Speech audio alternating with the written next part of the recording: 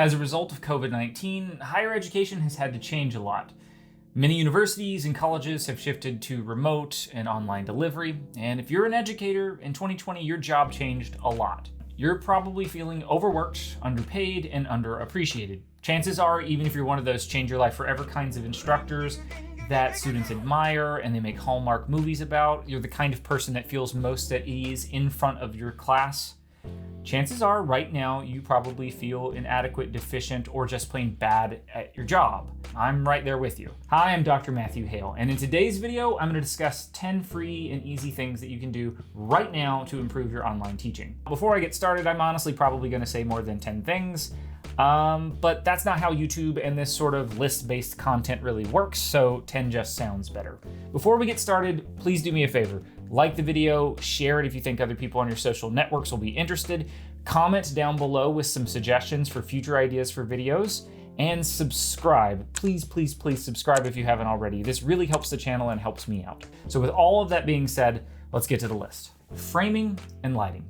If you're holding synchronous sessions on Zoom or some other video conferencing platform, or if you're recording content where you are going to be appearing on camera, framing and lighting can really make the difference. Make sure that your camera is level with your face. No one wants to look up your nose or down on the top of your head as they're trying to learn. If you're recording your video lectures on your phone, why not use the measuring or leveling application in your phone to make sure that your phone is literally level? So for iPhone, it's called Measure, and then you click the level button down at the bottom, click level, and then level your phone. Now, what about Zoom, let's say? This still applies. When I host Zoom sessions, I will put my laptop on a stack of books or onto a plant stand so that it is elevated to eye level. It's really, really easy, and it makes things look more professional. Now, with regards to lighting, let's assume you don't have any specialized equipment and you're recording at home or in an office.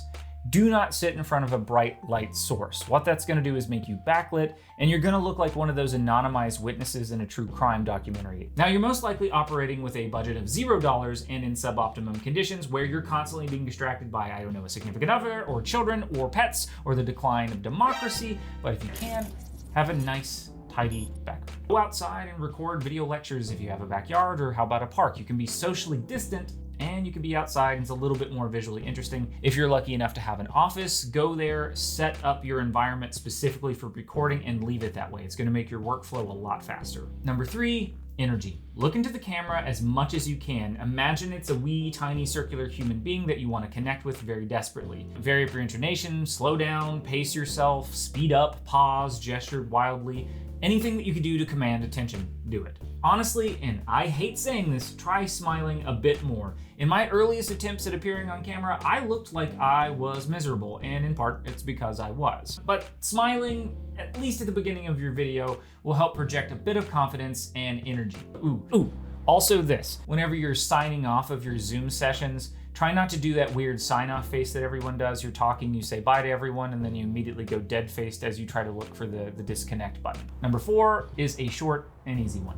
When recording audio, and this is especially important if you're doing voiceover with your mouth being very close to a nice microphone, drink plenty of water, and generally speaking, avoid eating dairy. You honestly don't want to hear your lip smacking sounds that much. It will drive you insane, you'll become very self-conscious of it, and more than that, if you're trying to edit content, you really don't want to have to go through and edit your entire video to remove clicking and smacking lip sounds. It's a huge pain. Number 5, use your smartphone as a video camera or microphone to improve audio and visual quality. So in case your microphone and your webcam are kind of potato quality and it's just not cutting it, you can use the smartphone that you probably already own as a mic or a camera. Now, I'm not going to suggest specific apps now, but do go check those out, and I might make, if people are interested, a video specifically on how to do that. Number 6, think modularly. This is especially important in asynchronous video production. Always record instruction or assignment detail videos separate from your lectures. Alternatively, you could record your instructions at the beginning or at the end of your video lecture, and then you can cut that beginning or ending video content out. YouTube, for instance, will allow you to upload a video and then later cut out the beginning or the end of the video. So you could record it all in one package, upload it, send that out to your students, and then cut off the beginning or the end later so that that content stays evergreen or nearly evergreen. Just make sure to avoid referencing specific dates, days of the week, or sometimes even weeks, because that will ensure that that content can get reused later down the road. Please don't overuse or abuse discussion boards. They're kind of annoying. Almost every student I've ever had, and formerly when I was an undergraduate and took some undergraduate courses online, only two, they were almost entirely discussion board based, and I hated it. Number 8, make things as mobile friendly as possible. And this brings me to number 9, avoid complicating things, or in other words, why I think you should avoid using stupid applications. Meet students on the platforms that they already use and that have huge, massive install bases. I am constantly hearing about and exploring new applications like Flipgrid, Kahoot, Kaltura, Yuja. I'm reading the names off a list of things down here. If you like these and you use them, awesome. I'm not knocking you for liking anything or exploring applications. Find what works for you. My point is this: keep things simple. The more platforms that you have to learn how to use, to register for, and then teach your students how to use, and they have to register for, it just gets complicated. And a minor, but I think a very fair and important gripe: all of these applications have really stupid names, and as soon as I hear about them, I'm immediately on the defensive. If you haven't watched Mark Maron's bit about streaming services in his 2017 special called Too Real, go watch that. It's on Netflix. Every single time I hear a colleague talk about Kaltura or Yuja or something like that, I think of Clomper and Mark Maron. Number 10, another short and simple point: test out new applications or technologies before you actually deploy them. It will save you a lot of headache. For a variety of reasons, as it stands, faculty can't require students to leave their cameras on. Just be transparent. Tell your students how important it is as an instructor to see the faces of the people that you're trying to work with. So tell them why it matters and ask them to leave their cameras on. Online education is just not the same as traditional face-to-face education. I am not, however, saying that it is inferior or somehow lesser than, just instinctively or inherently, traditional modes of education. I don't buy that argument.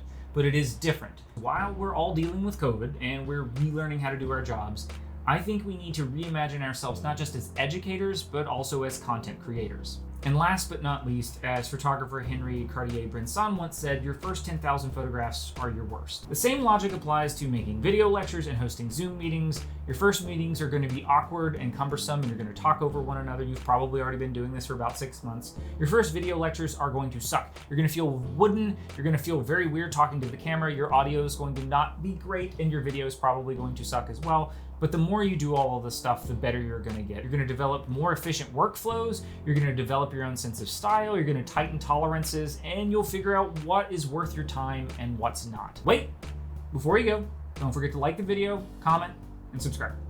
Thanks for watching.